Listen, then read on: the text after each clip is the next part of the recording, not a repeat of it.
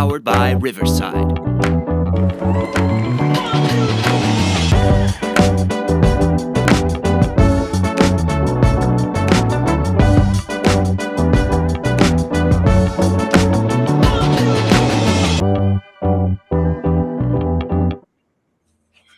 Hey everybody, welcome back to Let's Talk About It. Listen, we've been out for about maybe 2 weeks now, Shannon?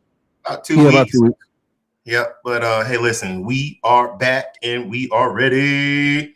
Hey, listen, we're gonna start off. We're gonna begin where we left off last week. We were talking about the father and son dynamic, and but before we go back into where we left off, listen, I'm even though I see my boy, Wednesdays, Sundays, see him, you'll hear him on the phone or whatever. We see each other. Listen, man, this is just another place that I do miss you. Is on this. Man. So, hey, welcome back, man. Back in the grind, baby. It was a great fast, though, man. Yes. If just to let everybody know, we were just in a consecration and we were just getting away from a lot of things, and God actually moved. He was showing us things, and we were excited. And so, and God is just, because we were obedient, we're seeing the fruits of our labor and being obedient. Absolutely. I say the same thing, man. Welcome back, bro, big bro. It was enjoyable. We did have some funny moments on the fast. Y'all, listen, he's good, but he's also, we laugh, okay? The Bible says that God, when Jesus was here, do you really think he was like, thou shalt all the time? He laughed. And I'm telling you, during the fast, there was some funny moments, even in a couple of church services that we were a part of. And we made eye contact, and I was like, I'm not gonna share them. That's not what we're doing. But to be in a position to where you consecrate yourself and you're getting rid of social media and pleasantries for food and just denying the flesh, Yeah. and really inclining your spirit, the whole essence of who you are, to God's direction, God's light, God's path, God's feel. You're feeling your way, you're listening your way, you're trying to see your way. And when everything is focused on God, it's amazing to see the things that he reveals to us. Yeah, And absolutely. and I mean, I just, that's the thing I appreciated the most about the fast, is just, wow. When people say, is God real? Yeah. And he's talking to us. Absolutely. He's talking. You just have to know how to listen. That was one of the focal points in this, is open your ears. Mm-hmm. Open your ears. Not just your ears. It's like we put our own gates, our personal gates, over our eyes and over our ears. Yep. And we can't see what he's doing or what he's wanting to do. He's like, I just threw it at you. Didn't you just see that? Right. I just threw it at you. Yeah. And we're like, oh, I missed it. Yeah, absolutely. Now, I want to, before we get going, I want to ask you this, without giving any detail that you don't want to give. Mm-hmm. What was one of the struggles or tempting points that you realized? So, and the reason I say this is because my eyes were open, that I went back and looking at Jesus's fast while we were on the fast. Mm-hmm. And the Bible says that God, after he was baptized, he came up straightway, and it says the Spirit led him into the wilderness to be tempted. Yeah. And so it's like, well, whoa. We, a lot of times we just go over that passage, not saying we purposely miss it, but the detail there was, he led him there specifically to be tempted, and proven, though. The tempting wasn't the issue. It was God was proving him. So what was one of the things that you're okay with sharing that you Mhm. found that's like, man, okay, God's proving me. I would say, and there's a word that Elder Dumas, if on one in one version of the scripture, it says self-control, to Okay. learn self-control Okay. and self-control for me. And Okay. um and I think, yes, it was a fast, but even, you might think it's funny, but I took a spiritual aspect because, okay, you want to learn self-control. Okay. I'm talking about dealing with people, dealing with all these other things. Sometimes Yeah. God will utilize the littlest things to teach you self-control. And when I usually let my dogs out, and the pantry's right there, and I usually go from letting them out to go to that little pantry. That's the snack pantry. And it's the Hmm. little Debbie's. All the little Debbie's. Listen, Stephanie, listen, it's like Stephanie just has the little Debbie city right in that pantry, right? Yes. And and I'm like, okay. And I refused. I learned how to refuse to even walk over there, because if you walk over there, you are risking what God is trying to do in you and show you. So self-control. And I'm gonna be honest, man. Stephanie did a Walmart shopping yesterday, and she sent me. She says, "What do you want? What do you need? I'm doing my shopping list. Tell me what you." I told her things. I said, I was telling her like grapes and different things, and I said, "No little Debbie's," and it's because during that, there's some things that almost, bro, I can't even news right now. I would watch the news, but I caught myself praying for things that I probably shouldn't have had to pray for. That there was other things that I should have been praying for when I, Hmm. but because the news was showing me and putting things in me that I was Right. like literally putting focuses on certain things that I probably shouldn't have put focus, or I had no control. I had no control over, Hmm. first of all. Yeah. And so now, even at night before I go to bed, to watch the news is almost like making me upchuck. Gotcha. Um, Gotcha.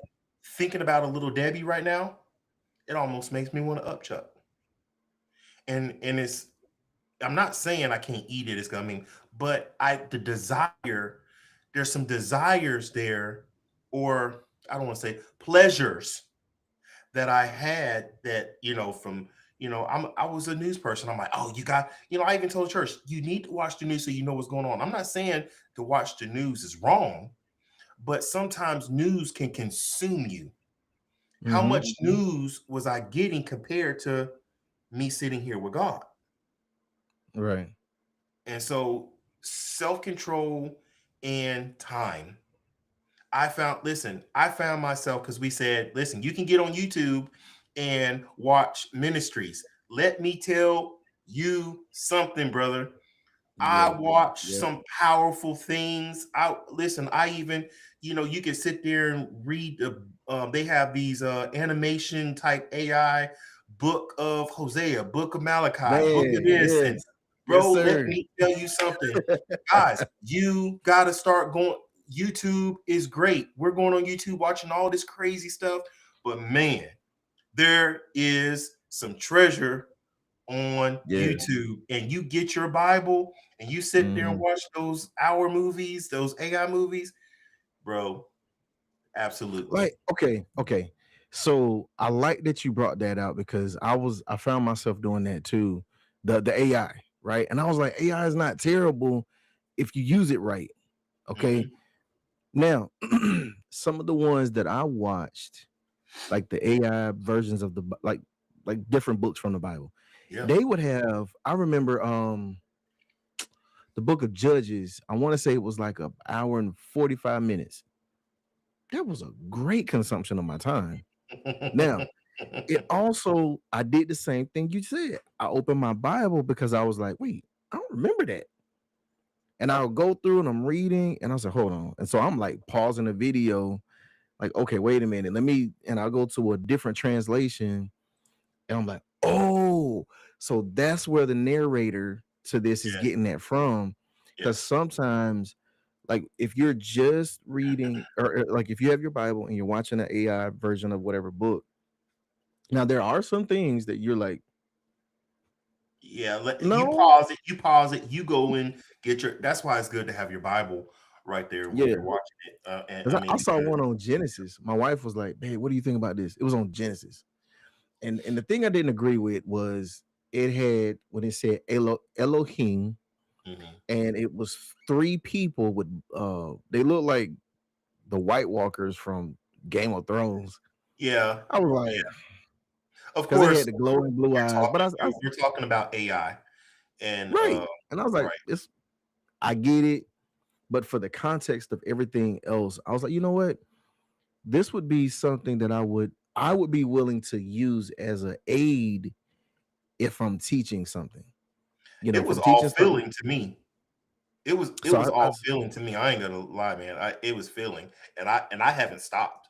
Like if I'm home, in the morning, Mhm. sometimes, man, I'm sitting there. I'm like, okay, which one haven't I watched yet? You know what I want to do? And I'm so surprised that you said this because like you really got me excited. I actually want to go from Genesis to Revelation just as Yeah. because it helps me, it gives me a visual of Mhm. some of the stories that we read. Now, Yeah. if you let your mind like Wonder. if yeah, wonder and meditate, that's a help, an aid to meditation. It's not the fullness of meditation. But when you close your eyes and now you have a type of a visual of the Tower of Babel, what kind of ziggurat that looked like, you know, what it actually would have looked like Yeah. in the time of Elijah when fire was called down, or what the pillar of smoke and the pillar of fire See, looked like. I watched that one when even when he was when God was guiding Israel and said, with this with the pillar of fire and all that. So I'm It like, wasn't man, small. that was really cool. But I'm gonna tell you, Mm, you watch the Revelations, and I know we got to get into our yeah, topic tonight, man. right, But right. bro, I watch a little bit of the Revelation. It's a little dark. Listen, Ooh, it's a little hey, dark. don't watch Revelation if you're not ready for it. Now, I'll tell you what, I saw one after this, maybe tomorrow, something like that. I don't know. I want to see if we watch the same video Okay. because I remember Bishop Martin used to say this back in the day. If I have to, I'm gonna scare you saved. Yeah. And remember, he would give the description and bring it to reality. Like he would describe it in such a way that you're like, oh my gosh. Hmm. Well, when you add a visual aid, like what I saw for Revelation, I was like, man, that beast that was coming out that water, boy. Mm. And some people say, well, you know what? That's figurative. I think we watched the same one. I think we I was like, watched the same I don't think it was figurative because it one. literally said he had power It to do these literally things. said it. Yes. Yes. He's Yeah. coming out and he's killing folks. But anyway, Yeah. let's. Hey, listen, guys.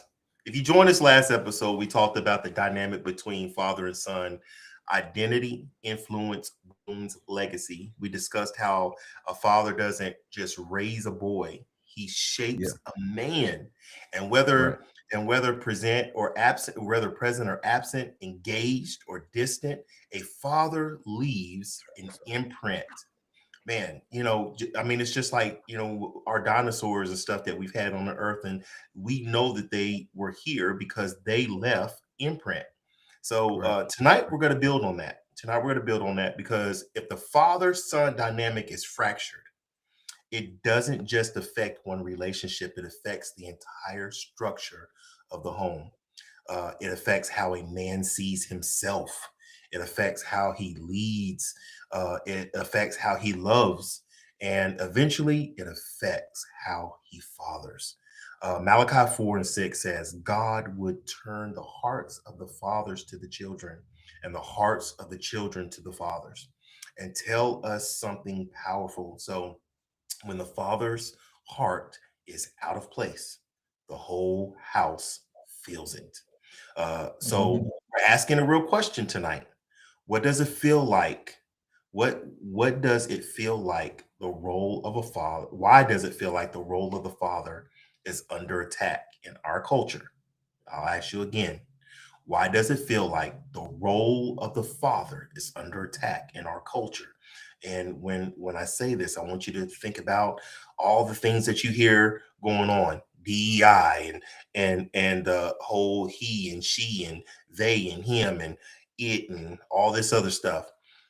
Have we as men lost ground somewhere? And when men step back, does that force women? This is, and I hope we can get some sisters in this tonight.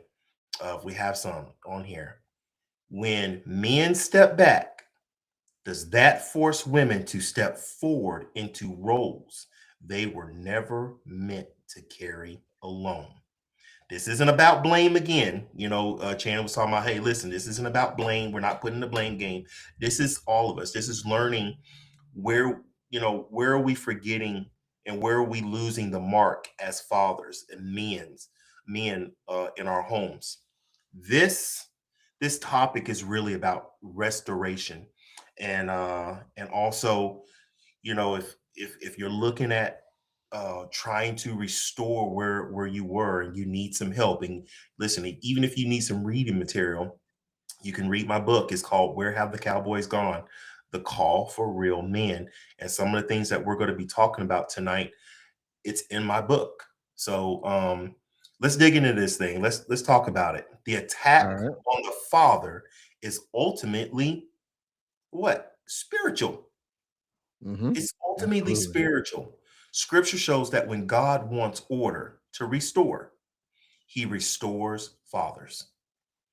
You know, the let's just look. The last prophecy of the Old Testament emphasize, what are we emphasizing? It says, "He shall turn the heart of fathers to the children, and the heart of the children to the fathers." Last prophecy of the Old Testament emphasizes fathers because fatherhood represents identity, covering, direction, stability. When the father is removed, confused, passive, dishonored, the family structure is disabled.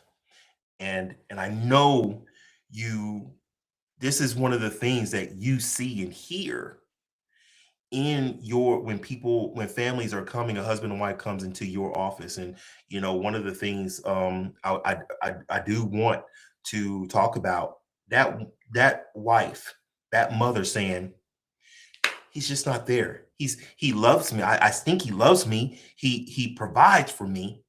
He provides for us, but he's just so distant. So yeah. Okay. All right. So I was writing down a few of the points that you were stating here. Um and so it's a lot to unpack, and I think the direction is great. So let's go ahead. So you said the role of the father being under attack. I would strengthen that statement just a little bit. I would say that you have the foundation, and I would strengthen it to say that the role of the man, because the man is the father and the husband in the home. Yes. Right. But not only the husband, we're also called to be the priest in the home. Come on. And so when we lose the very first responsibility, before Adam had a woman, he had a job. What was Adam's identity? What is what now let's get off of Adam. Let's go to us today. How do we identify ourselves as men? We identify ourselves a lot of times by what we do or what we can do. You know, He's the strong one. He's the wise one. He's the rich one. You see what I'm saying? Something that comes what we're bringing to the table. But before the identity, Mhm. there was relationship. Yes. Well, So it was his relationship first with God, that's what not I'm with that's what I'm saying. not with Eve. And that's His what I'm getting relation. at. Okay. And that's Yes. exactly what I'm saying. Because before Adam had a job, before Adam had a name, he had a relationship. Yes. Why do I say that? God breathed the breath of life into him. And then man became a living soul. Okay. At that point, he stood him up and then he started teaching him. He starts do this, do that. That's the beginning of a relationship. Mhm. Adam didn't get the name. You don't see Adam being named. He was just man at that point. He was just man. He Mhm. get the name Adam later. Yes. It says then Adam named her Eve. Or actually, it was before that, but you really see the emphasis of the He name called her Adam Eve. Yes. when when he was first given the responsibility. In order for me to give you a responsibility, I need to make sure you know how to do it. Yes. So Absolutely. when Come on. Yes. when Which God means was he had been given instruction.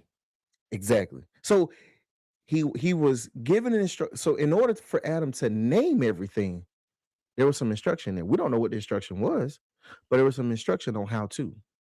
He could have been given Adam. And listen, let's, how we said, open, so didn't he didn't he meet God in the Cool of cool the of the day. day? And so he That could have was been given him before. That he was could have before Eve. so he could have been given, but he had been given him instruction how to take care of what he had created and made. Yeah. So Eve was just another spoken made word by God. So he should have already known how to take care of Eve. Come on. See, God, if you're patient, God won't give you something that will overtake you. Hmm. He won't give you something that you don't. If now watch this. If we don't know how to take care of something, it's our fault. Because what was the thing we said that the fast just did for us? It helped us to hear him Yeah. before he gives us blessing. He does give provision, but Yep. before the provision, he gives instruction. Because he's a God of decency and order. He's not going to say even with Abraham. What was Abraham's instruction? Follow me, or excuse me, go to a land and go and I'm gonna tell you where to go. Right. Now, Abraham literally had to completely depend. That's an instruction. Along the way, if you read Abraham's story, before he undertook anything, God told him what to do. Hmm. And before he was gonna mess up, God told him what not to do. Now, Abraham did some stuff on his own because we focus on the the son. But what about when he lied to Pharaoh and said that Sarah was just his sister? It's just a sister. Yeah. Yeah. So he did some things on his own. And, I'm not trying to call out all Abraham's dirt. But the thing was, God was like, and then he went to Pharaoh. Hey, if you touch her, I'm killing you, your son, and I'm taking it. And Pharaoh, we know the rest of the story. But so to back to this, the first relationship a man should have to establish his true identity. I say true on purpose, is the relationship with God. And so the attack, and the attack is there, but the potency of the attack is strengthened due to the lack of the relationship that the man has with God. Right. And I wish,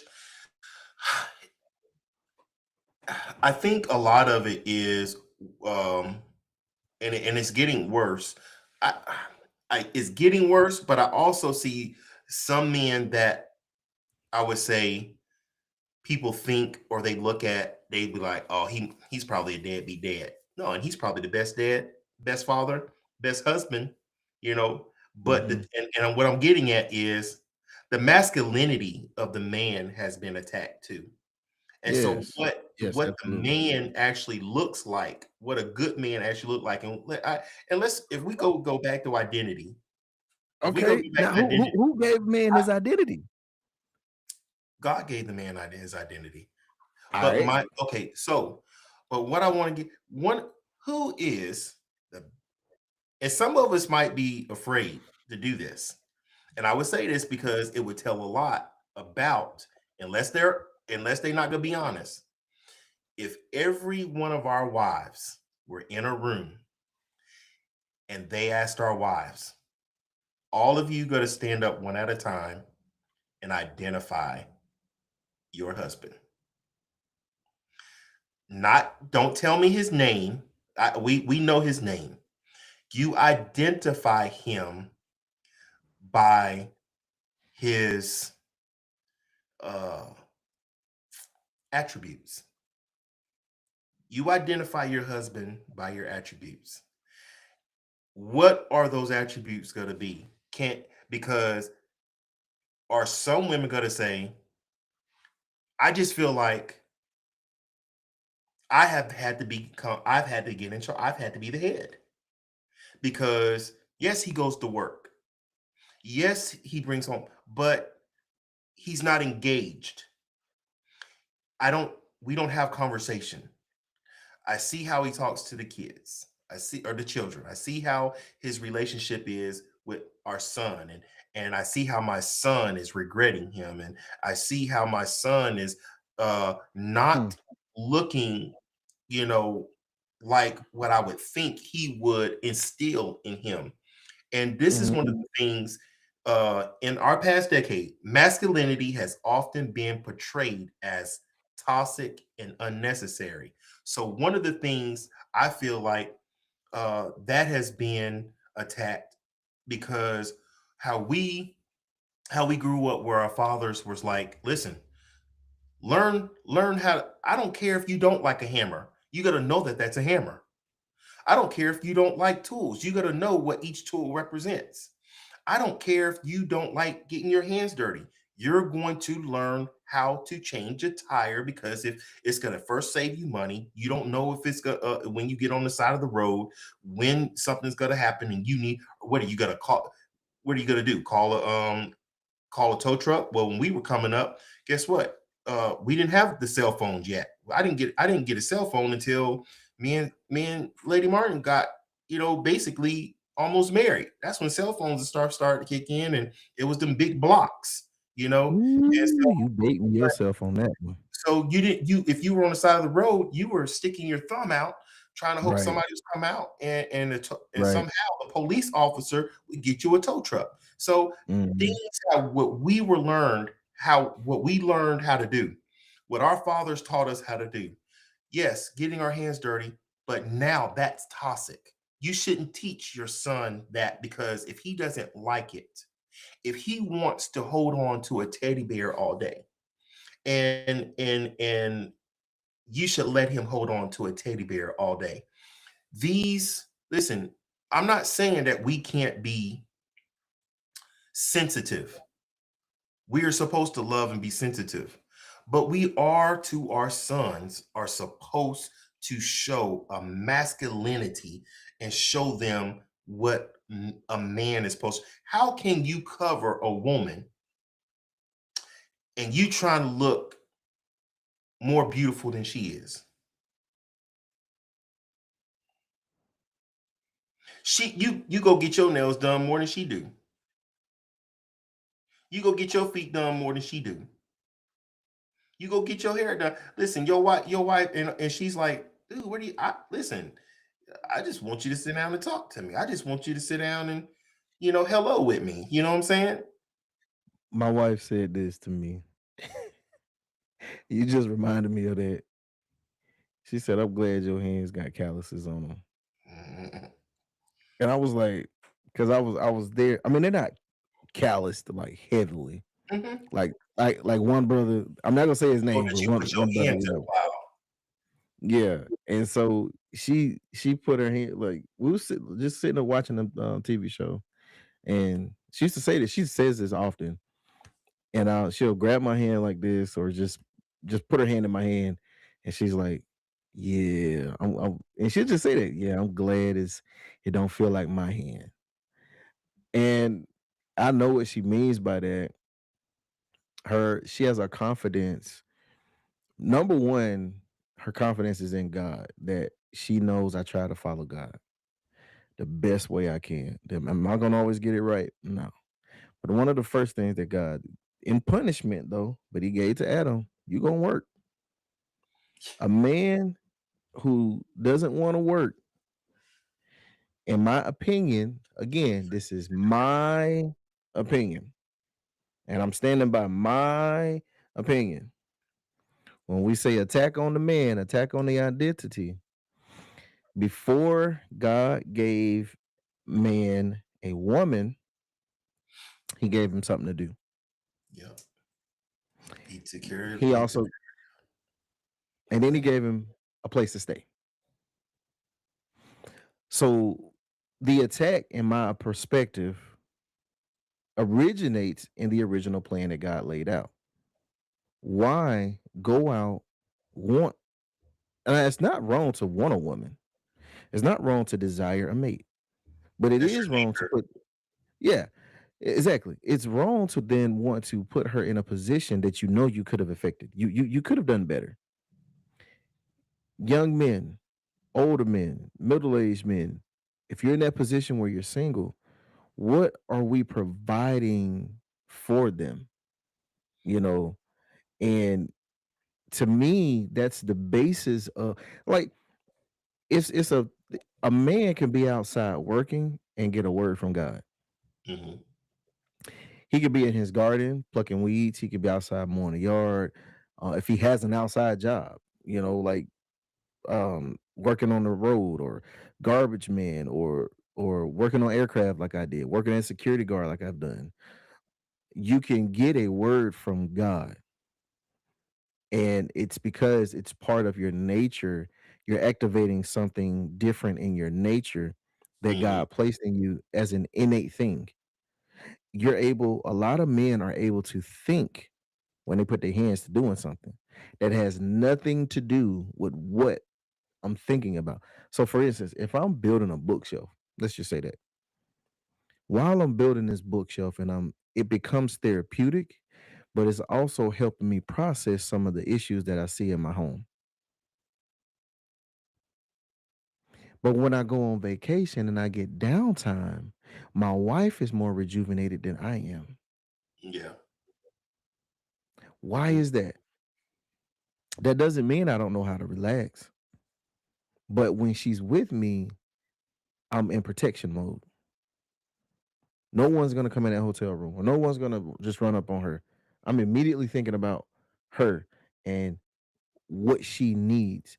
But when it's just me, I can subconsciously and consciously think on the things that God has placed for me.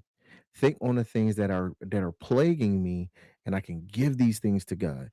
So the attack for the man is to get us outside of the zone that God created, or off the track. And our track, number one, if we want Bible, and I'm quoting Pastor Otha on this, so I want to get, because this is, I wasn't the first one to say this. We want Bible results, but doing it a non-Bible Another, way. right. Absolutely. That's It just don't that work. but see, this is we have given up our role. Come on. We Come have on, given man. up our role. And All see, right. one of Well, the I'm one gonna of the check. I'm things gonna check, so I don't have to say that. You just said it. one of the things that I think uh provision and leadership um has been reframed to is Mhm. control. And so that's why people looking at masculinity so differently, because they're trying to depict masculinity as control instead of responsibility. Okay, so go to that on the aspect of the culture then, because I like how you said that, and when you say that, I think I when you say culture, so I think there's a few different cultures that come to mind. We Mhm. have the Christian culture, like the followers of Christ. Then we Mhm. have the race culture, of course, given where we live. We have marriage culture. We have this new age, if you want to say it, because it's a blending of things. Mhm. But what I think about when you say that control factor, good masculinity does not have to dominate Come on. femininity. There you go. That's it. What about courage and being strong? Right. So to be in control, and I've witnessed a couple of brothers, I'm gonna say it like that, to not hurt anyone unnecessarily, Mhm. think that I'm the big dog. I got to, and you press down on her femininity, Yeah. and then because you're saying I want control or I am the man, she won't let me lead. Well, guess what? If you gave her something to submit to, Yes. femininity will submit to masculinity. Feminine. A woman is always searching for stability. That is her nature. Can you imagine if let's look at both conversations. If Mhm. Adam would have said, Eve, don't do that. Adam, Eve, put that down. Right. Get away from there. Yeah. Then she would have been, what would the conversation between them two been like later on back? But right now, since he did not say nothing, okay, Girl, you so almost messed us okay, up. okay, you're absent but physically there, Mhm. present but disengaged emotionally. Let's look at providing financially but not spiritually. What Okay. happens? Who failed? Who filled the vacuum there? Satan filled the vacuum. His words that he was saying to her, the sweet nothings, filled the vacuum. Yep. Now, when they come out of the garden, can I know it's not in the Bible, but not everything is, but the conversation, Adam, I wish you would have said something. Adam, man, why you didn't tell why you the man, you the head, you cover me. Why you didn't say no? You blaming me though. But you blaming me. You said the woman. Can you told God, but the It's my woman, fault. the woman you gave me. You You basically disowned me. you blame me and God. Like there was no responsibility. Like none. Adam was like, hey, listen. Okay. Okay, I see. Now look what one of the people said. He said, I don't know. it is the Let's see. need in a woman to submit. We That word right there is very dangerous. And this is one of the reasons why men have a problem right now. Okay. Well, they don't. Okay. So you got to understand what submit means. All right, let's do it. Rely. Come on. Let's Rely. Submit means to rely, making sure and believing that you hear from God. Because if you hear from God, I'm submitting to God. I'm okay now. submitting. Okay, right there. Right there. Okay. She is submission is trust if I'm relying. I'm Yes. trusting and I'm depending on you to hear from God for the direction of this family. Yes. For we got babies, and if we don't, and if there isn't children, and it's just a husband and wife, Yeah. still the direction of this household, this address, that woman is dependent on this man to get it right. That is pressure. That is Mhm. pressure. But now let's look at this because when you say submit, it says there's a need, all caps, and a woman to submit to being led. Now, let's go to that bullet point of what you said earlier. I'm glad I wrote it down. Women having to fill the role or roles that are left vacant by absent men. There it is. Yes. The pressure sometimes remove so the pressure to get it right. Let's talk about that for a second. The pressure to get it right, to not mess up. Because sometimes if I mess up, I can destroy my whole family. It's not even talking about fussing and all of this. If I make a wrong move, that's intense for some people. Mhm. And then it says the steps of a righteous man are ordered by the Lord. So the head of a man, the mind of a man is constantly under attack. God will tell you something, and the enemy is coming. As soon as that word is released, the enemy's trying to shed some doubt. The enemy's trying to twist it. The enemy's and that's just that adversary that's assigned to you. Then you got your flesh. So we're battling as men, we're battling ourselves to Mhm. submit our will to God, our aspirations and dreams to God. Then we're also battling our adversary in the spirit. And here go the third one that's not in the home. Then we're also battling our reputations.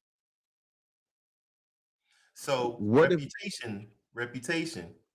So, and we're not just talking about married men, because I think we right? can, Right. because some men, they won't get married because they feel like they're not strong enough as a man, and I believe is a lot of it has Yeah, to do with what society has told them a man should be and should what be. a man should look like, and You that got to is have all another the answers. reason why some men won't get married or um, uh, get into relationships in a stable relationship. But one of the things, why is the mind of the man under attack? Because when the mind of a man reaches God and allows God to speak and to lead him, that is the natural order of man. And if the natural order of man can be disturbed, it can destroy a man. So, brothers, fathers, husbands, sons, we have to slow. This is something I would say in the counsel perspective too. When you see a problem, slow down. Slow down, identify the problem, where you lie within the problem. What is your position within the problem? And after you've identified where you are in that problem, stop. Stop moving. You've done all you can do. Mhm. Now be still. We as a generation, as a complete generation, need to stop trying to be so progressive that we forget to follow God. I'm making this happen. I keep saying I got this, I have that, I have, but haven't searched God really. And then if he tells you no, want to rebuke his no. Oh, that wasn't from God because I know that God has nothing but good things for me. Okay. All right. Now you go down that path and then it hurts you. It hurts you. And it leads you to um um imprisoned mindset. Let's stop. Let's stop all of the figuring things out. Let's return to consecration as men. Yeah. Let's return to centering and focusing ourselves on aligning with God. When we align with God, the rest of the structure aligns with God. Again, like William just said here, excuse me, Pastor just said here. Um, when we line up, this is single or married.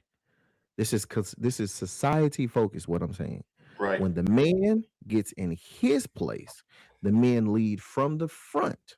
Right. Then the wives and the women find it easier to be in their place.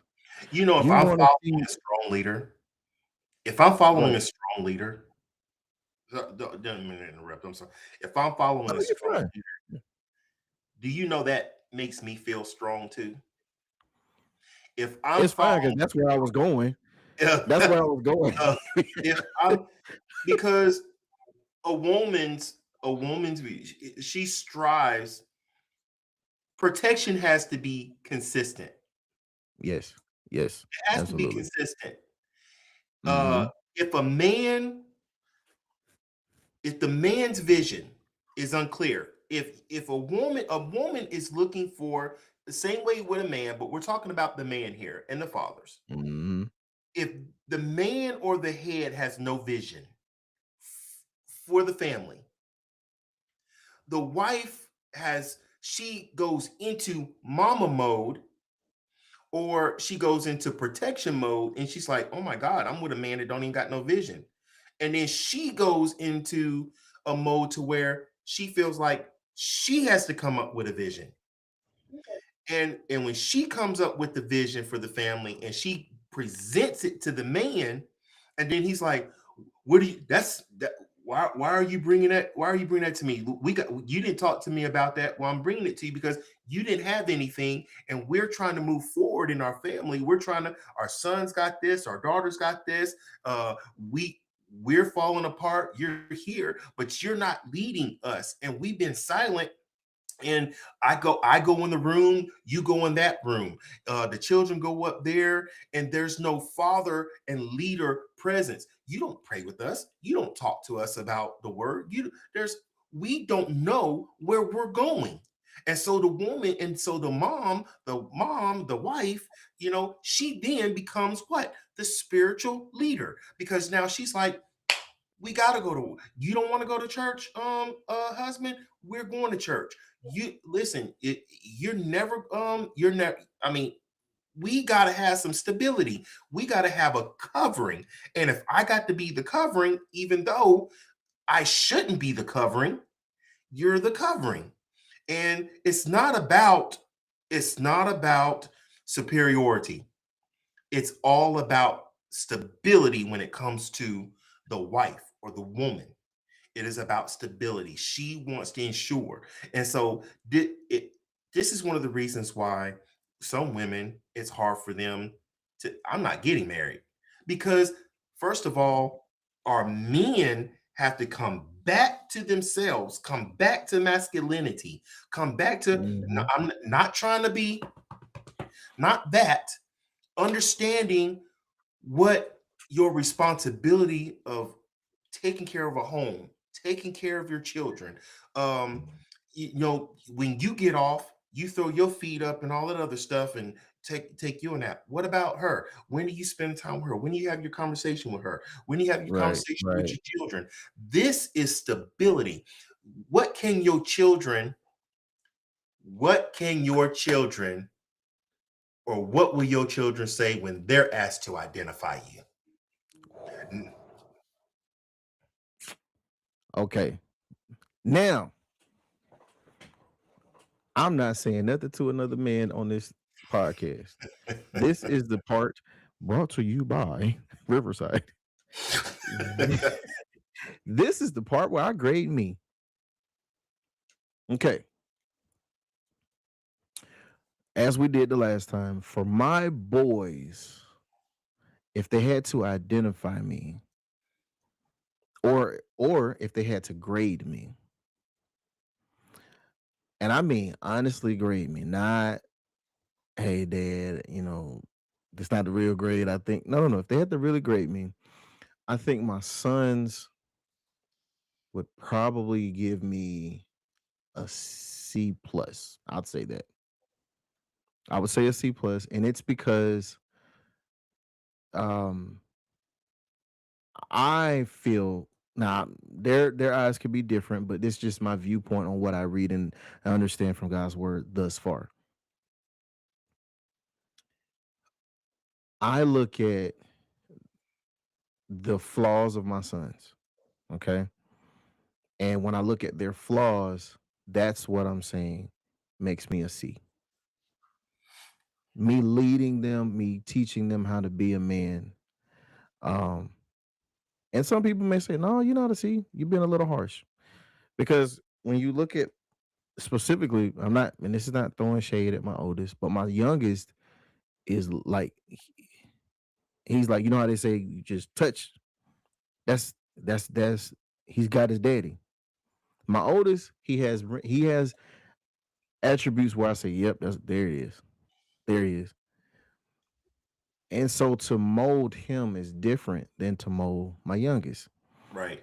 It's in a sense it's easier to mold my youngest because he won't let me be, be by myself. You know what I mean? Like I've said it before. Won't let you work out there by yourself. Yeah. And Yeah. again, I'm not saying my son's lazy, my oldest. I'm saying he's a teenager. Hmm. Like he's a teenager. He's not thinking about it. But my baby boy is like, I want to. Dad's I gonna. want to go run You're through a gonna wall. talk to me. For real, Yeah. y'all. He's just like that, y'all. I want to go run through a wall, Dad. And so that's why I say, I'm I look at this generation and I grade myself because I say, have I prepared my son? If I draw my last breath tonight, will my son be okay? That's why I say C. Because there's so many more things that I want to teach him. And so, and it's clear you can't do it all in a day. So I'm working towards the B minus, going into a B. Um, and because and again, like I said, there's just things I need to teach him as becoming a man. It's not that he's not ready for it or anything like that. And I, to be honest, I don't think I will give myself an A ever because me as a father, I don't want my any of my children, my sons or my daughter, to deal with the um the mistakes that I made. I don't want them to deal with I want to be transparent enough with my children that they can see, okay, well, dad said he made this mistake.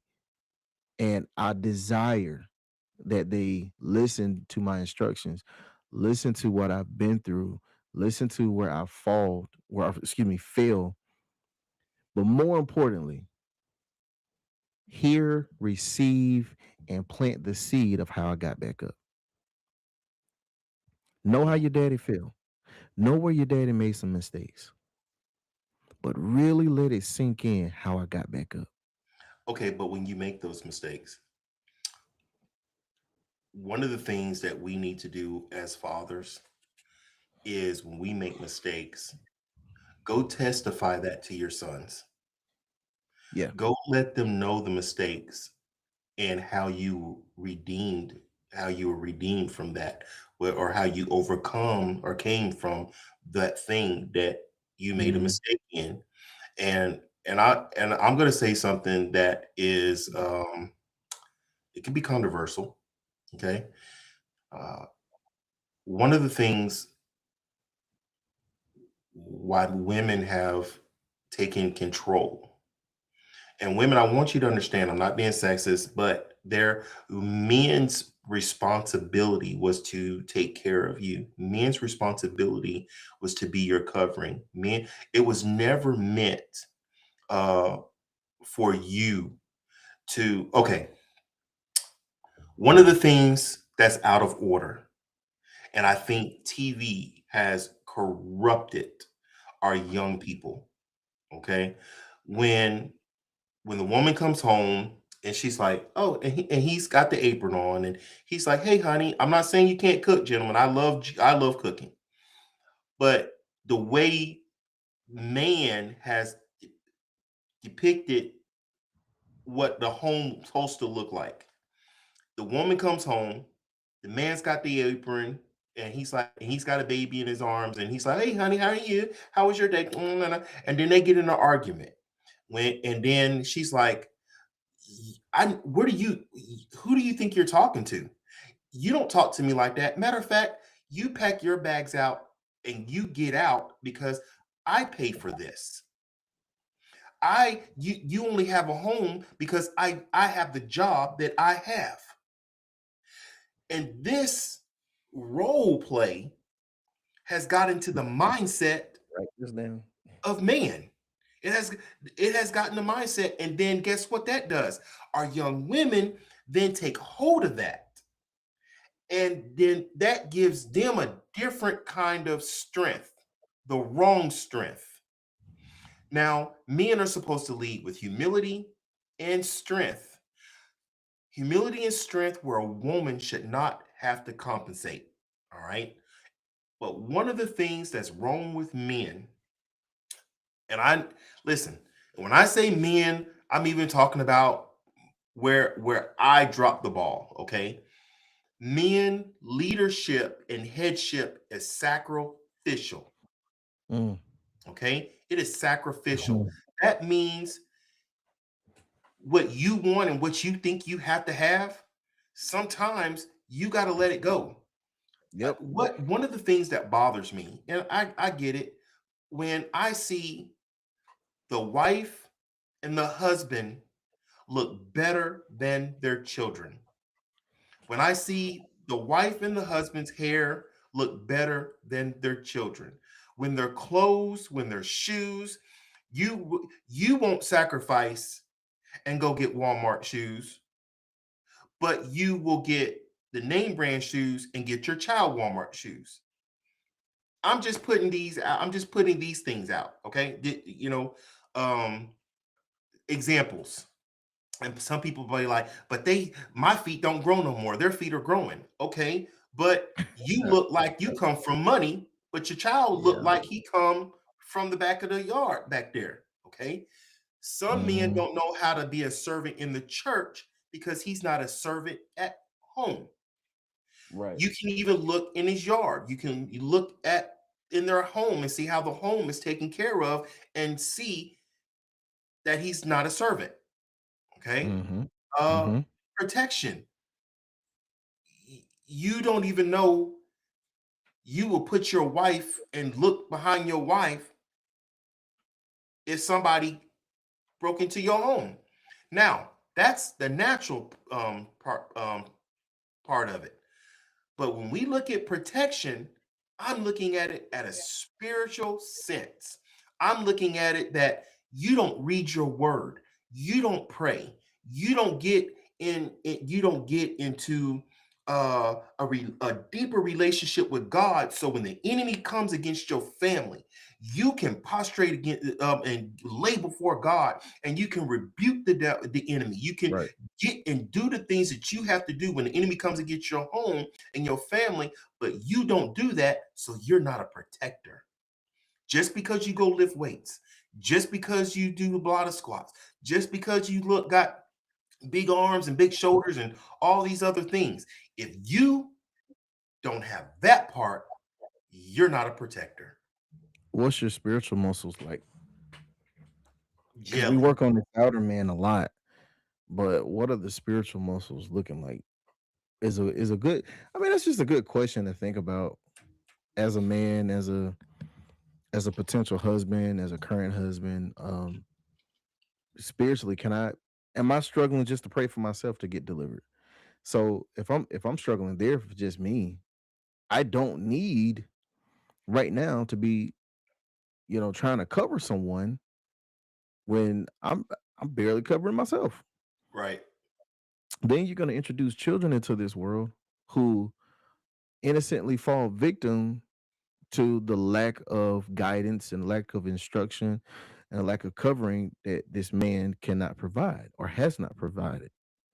So it's a serious task to be a man. Yeah. And this is something that you are born. You're born this. So to then identify another way is telling God, well, you didn't make me right. If I'm identifying another way. So God, you got it wrong. Mm. And that's a hurtful thing to God. Like I ask this question not in a way, and it's just rhetorical, but it's I think about this. Why does man feel like they are just, or we are just enough to tell God what's right and what's wrong in any aspect. In any aspect. It is an honor. It's a heavy burden sometimes, but it's an honor to be the one he chose to. See, you got to look at your family if you're a husband and a father, or if you're just a husband, it doesn't matter. You got to look at your family as just the precious jewels that they are. And God is entrusting you, man, to display him to them Mhm. the best way you can. He's not telling you to be perfect, but display him. So when my children they do something wrong, this is again why I'm still saying a C. Does God talk to me that way when I mess up for the umpteenth time on the same thing? Yeah. Does God hammer me? Does God when he takes even when he puts me on watch this when he puts me on punishment? He said, "When God put him on punishment." Go ahead, man. Like think about it. Everything we do is supposed to be as especially as the man, we're supposed to be showing them. So if my does my actions in a sense, in essence, this is the good question. Am I drawing or pushing my family? Am I drawing them to Christ or am I pushing them away from Christ with me? Meaning, when I say with me, that's an umbrella statement. My actions, my presence, my words, my actions or absence. So my Mhm. presence, that's what I meant to say, actions or lack of, and then my presence or my absence. When So, they think of me, like you said, describing, mhm. are they able to really say he's a man of God? So I know we got to go, but I don't want to. I'm not trying to put a band-aid on us of men on where we have lacked. Mm, But could it be that many fathers they're not evil. okay. They're just wounded. Sure. They're wounded. Oh, sure. Uh, culture confusion, uh, fear of failing. Um, you just said shamed from past mistakes, and it could make a man passive, Mhm.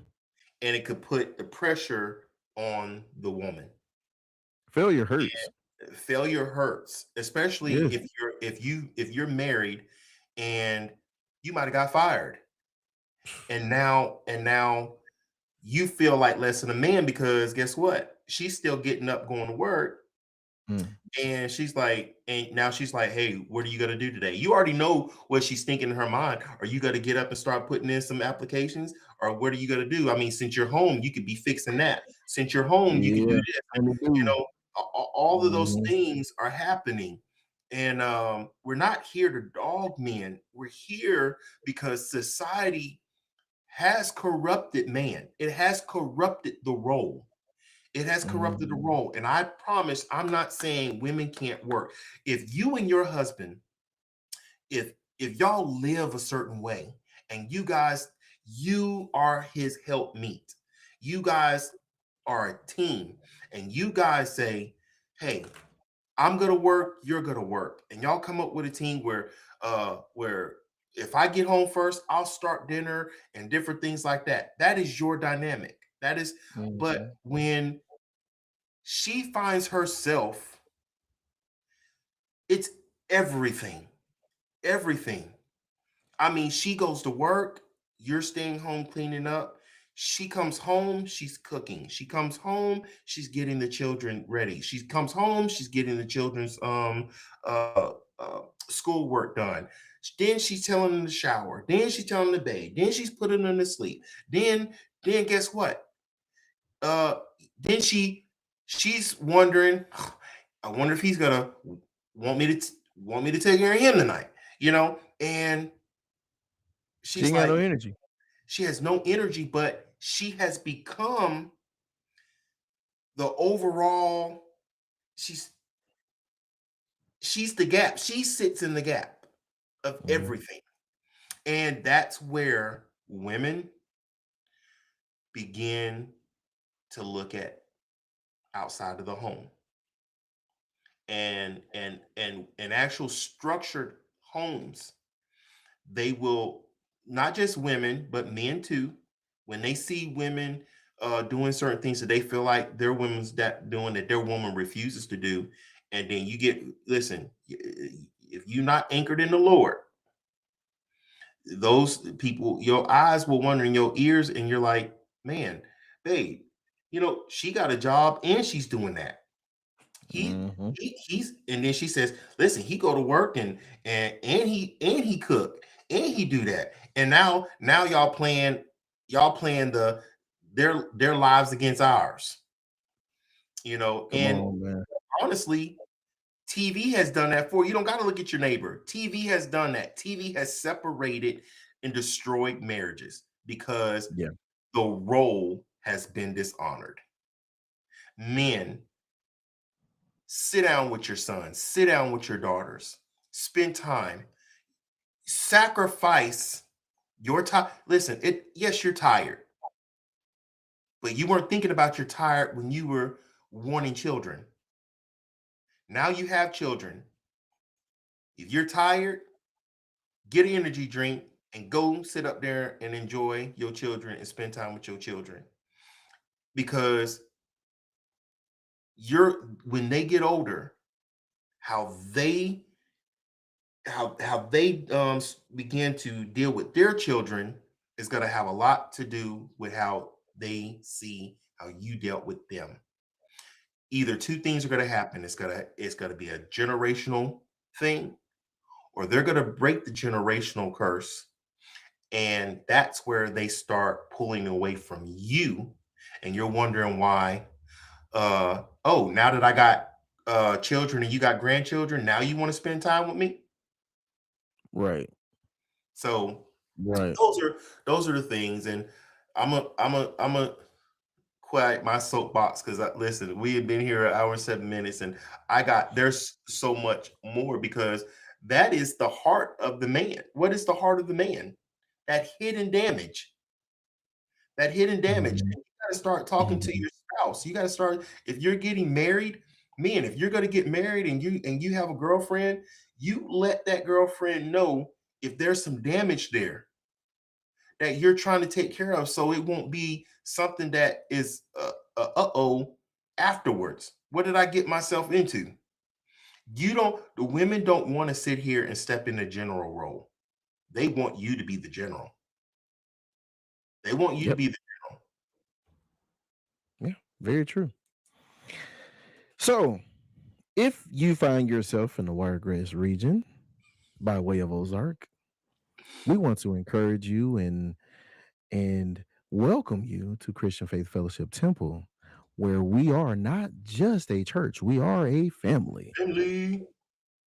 The address is 4081 Andrews Avenue, Ozark, Alabama, 36360. That address again is 4081 Andrews Avenue, Ozark, Alabama, 36360. We would love to fellowship with you. Our church services on Wednesday start at 7 promptly. Prayer is at 6. Service is at 7. That's our Sunday school Bible study is on Wednesday night. On Sunday morning at 10 o'clock, you will hear, when you see our pastor, that's the shofar blowing.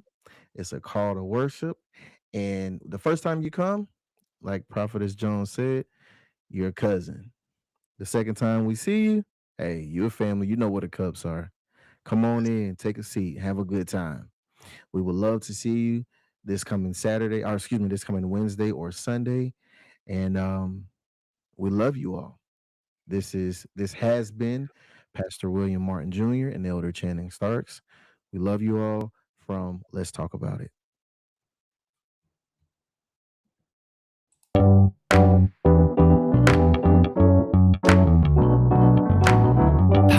by Riverside.